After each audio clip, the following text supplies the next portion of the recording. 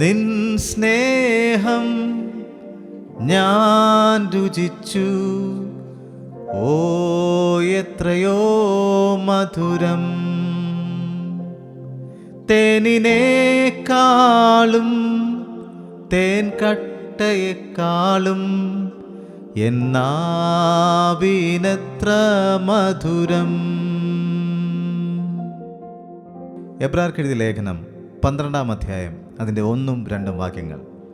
ആകയാൽ സാക്ഷികളുടെ ഇത്ര വലിയൊരു സമൂഹം നമ്മുടെ ചുറ്റും നിൽക്കുന്നത് കൊണ്ട് സകല ഭാരവും മുറുകെ പറ്റുന്ന പാപവും വിട്ട് നമ്മുടെ മുൻപിൽ വച്ചിരിക്കുന്ന ഓട്ടം സ്ഥിരതയോടെ നമുക്ക് ഓടാം. കഴിഞ്ഞ ദിവസം നമ്മൾ ചിന്തിക്കുമായിരുന്നു, നമ്മുടെ ജീവിതത്തിൽ ദൈവത്തിന് വേണ്ടി ഓടുന്നതിന്, ദൈവിക വേലയിൽ നമുക്ക് മുമ്പിലോട്ട് പോകുന്നതിന്, ദൈവത്തിൽ ആശ്രയിച്ചുകൊണ്ട് സ്വർഗരാജ്യത്തിലേക്കും സ്വർഗീയ സിയോനിലേക്കും നമുക്ക് ഓടുന്നതിനുള്ള തടസ്സങ്ങളായിട്ട് നമ്മുടെ ജീവിതത്തിൽ നിൽക്കുന്ന 2 കാര്യങ്ങളാണ് ഭാരവും പാപവും. നമ്മുടെ ജീവിതത്തിൽ ഒരുപാട് ഭാരങ്ങളുണ്ടെങ്കിൽ നമുക്ക് ദൈവത്തിന് വേണ്ടി ഓടുവാനായിട്ട് കഴിയുകയില്ല.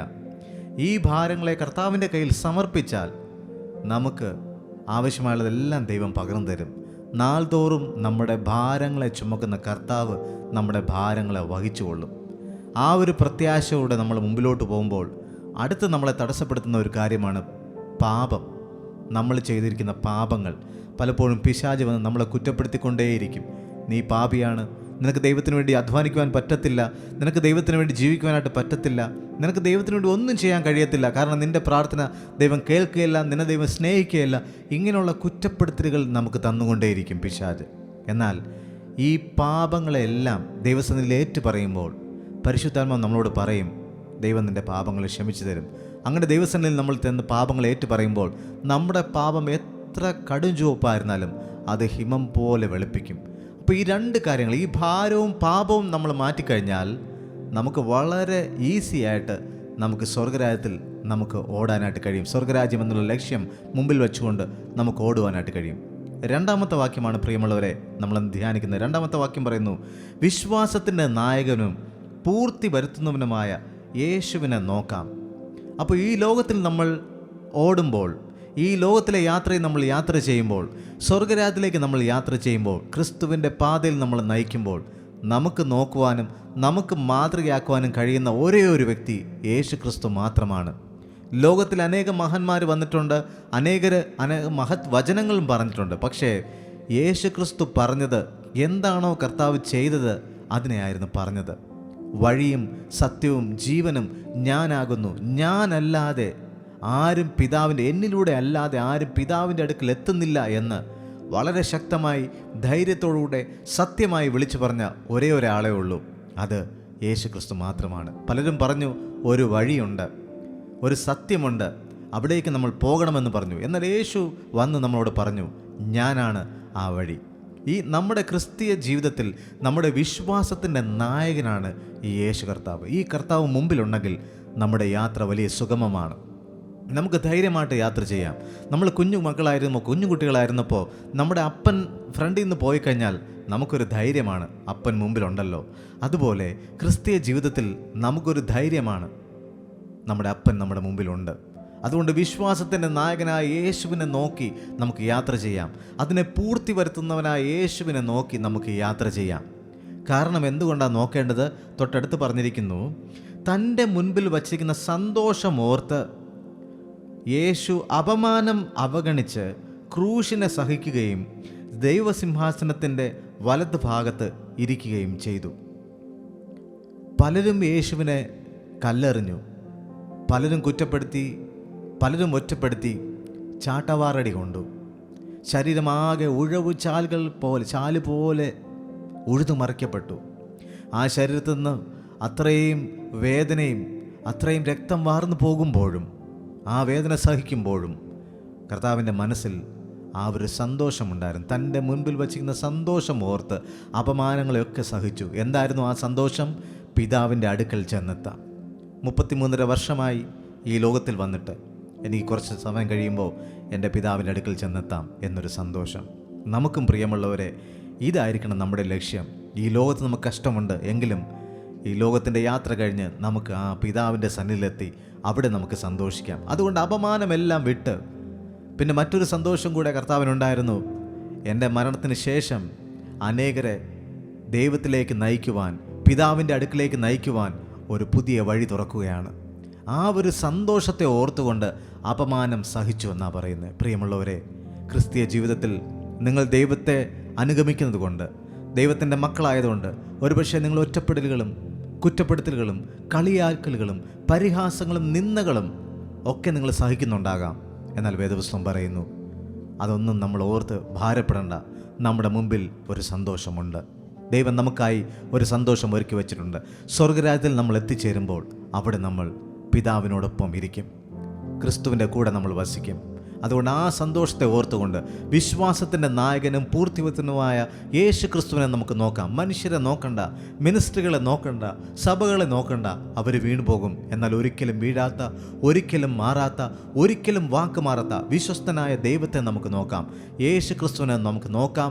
നമ്മുടെ ഭാരങ്ങൾ വിട്ടുകളഞ്ഞ്, നമ്മുടെ പാപങ്ങൾ വിട്ടുകളഞ്ഞ് അതെല്ലാം വഹിക്കുന്ന, നമ്മുടെ പാപങ്ങളെ ക്ഷമിക്കുന്ന, നമ്മുടെ ഭാരങ്ങളെ ചുമക്കുന്ന കർത്താവിനെ നോക്കി നമുക്കിത് യാത്ര ചെയ്യാം. കർത്താവ് നമ്മുടെ മുമ്പിലുണ്ട്. ധൈര്യത്തോടുകൂടെ നമുക്ക് മുമ്പിലോട്ട് യാത്ര ചെയ്യാം. കർത്താവ് കൂടെ ഇരിക്കട്ടെ.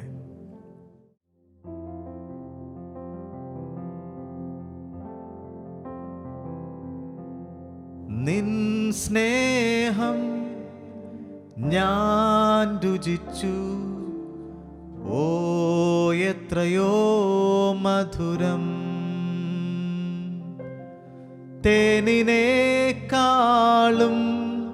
തേൻ കട്ടയേക്കാളും എന്നാവിനെത്ര മധുരം.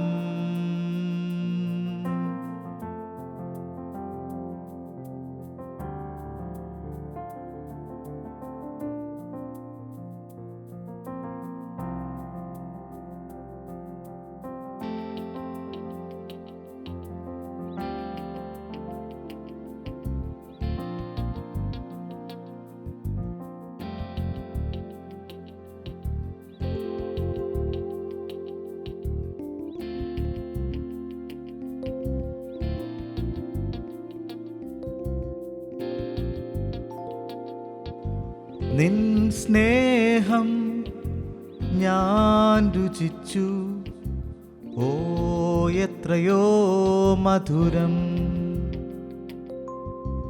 നിൻ സ്നേഹം ഞാൻ രുചിച്ചു, ഓ എത്രയോ മധുരം.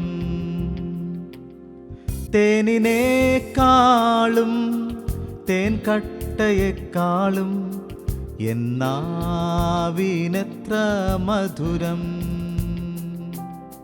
തേനിനേക്കാളും തേൻ കട്ടയേക്കാളും എന്നാവിനെത്ര മധുരം. ഹല്ലേലൂയ,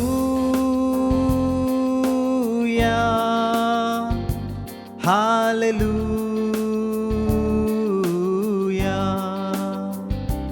ഹല്ലേലൂയ,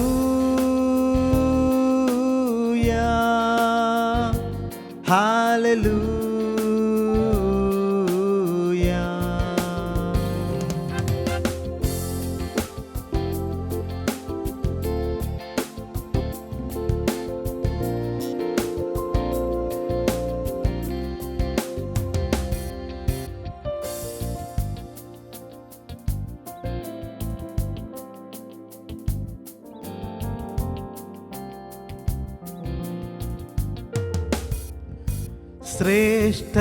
ശ്രേഷ്ഠതയാർന്ന പദവികളും മാന്യതയും തന്നു നീ.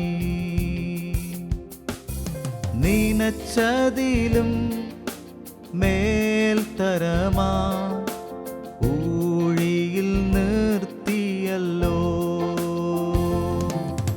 ശ്രേഷ്ഠതയാർന്ന പദവികളും മാന്യതയും തന്നു നീ.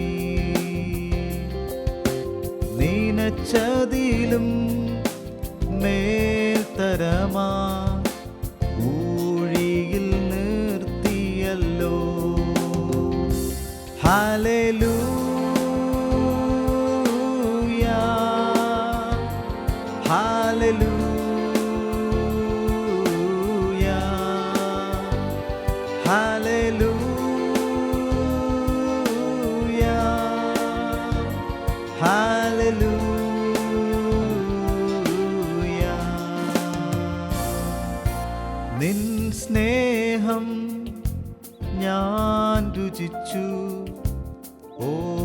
എത്രയോ മധുരം.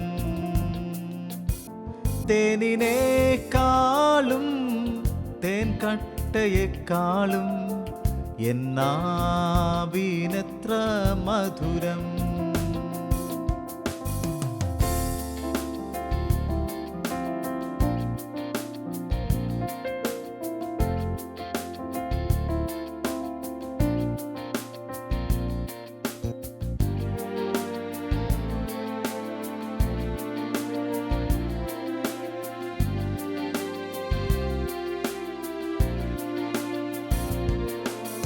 കഴിഞ്ഞ കാലം ഞാനോർത്തിടുമ്പോ ഇതിനൊന്നും യോഗ്യനല്ലേ. ബലഹീനനാം എന്നെ ബലത്തോടെ നിർത്തിയല്ലോ. കഴിഞ്ഞ കാലം ഞാനോർത്തിടുമ്പോ ഇതിനൊന്നും യോഗ്യനല്ലേ. ബലഹീനനാം എന്നെ ബലത്തോടെ നിർത്തിയല്ലോ. ഹല്ലേലൂയ,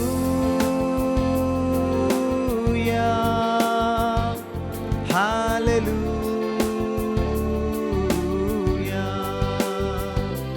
ഹല്ലേലൂയ,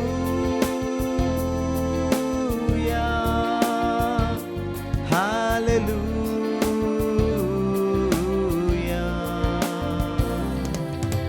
നിൻ സ്നേഹം ഞാൻ രുചിച്ചു, ഓ എത്രയോ മധുരം.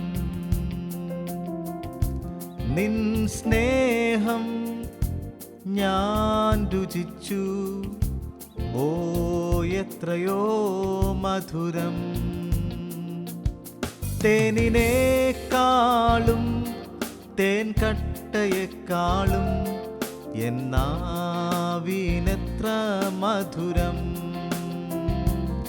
തേനിനേക്കാളും തേൻ കട്ടയേക്കാളും എന്നാവിനെത്ര മധുരം. ഹല്ലേലൂയ,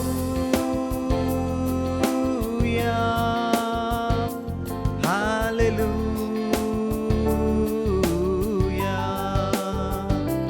ഹല്ലേലൂയ,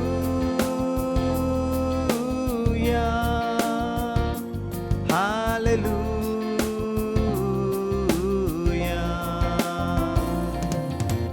നിൻ സ്നേഹം ഞാൻ രുചിച്ചു, ഓ എത്രയോ മധുരം.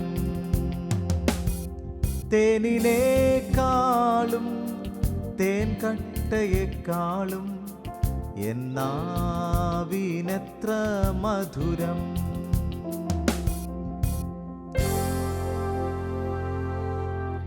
പ്രാർത്ഥിക്കാം.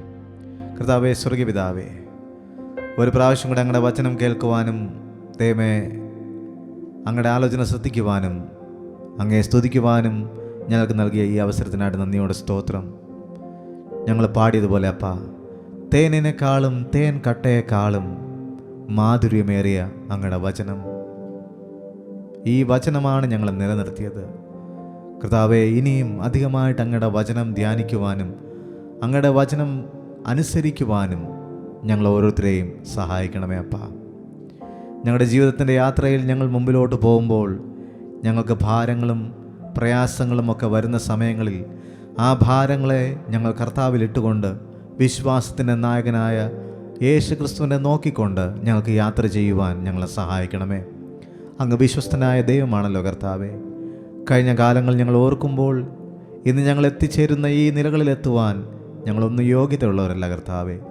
എങ്കിലും കർത്താവേ, അങ്ങയുടെ സ്നേഹം അങ്ങയുടെ കൃപ ഒന്നുകൊണ്ട് മാത്രം ഞങ്ങളിങ്ങനെ ആയിരിക്കുന്നു. അതിനായി സ്തോത്രം പിതാവേ. വീണു പോകാതെ വണ്ണം അവസാനത്തോളം ഞങ്ങളെ കാത്ത് പരിപാലിക്കണമെന്ന് പ്രാർത്ഥിക്കുന്നു. അങ്ങയുടെ സന്നിധിയിലേക്ക് ഞങ്ങളുടെ എല്ലാ കാര്യങ്ങളും സമർപ്പിക്കുന്നു.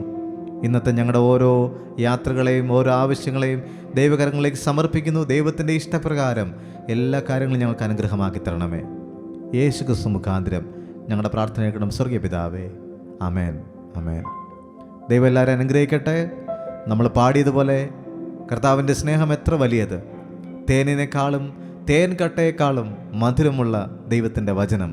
ഈ വചനം നമുക്ക് ധ്യാനിക്കാം, ഈ വചനം നമുക്ക് പ്രമാണിക്കാം. അതോടൊപ്പം വിശ്വാസത്തിൻ്റെ നായകനും പൂർത്തി വരുത്തുന്നതായ യേശു ക്രിസ്തുവിനെ നമുക്ക് നോക്കിക്കൊണ്ട് യാത്ര ചെയ്യാം. ദൈവം നമ്മളെ അനുഗ്രഹിക്കട്ടെ. God bless you.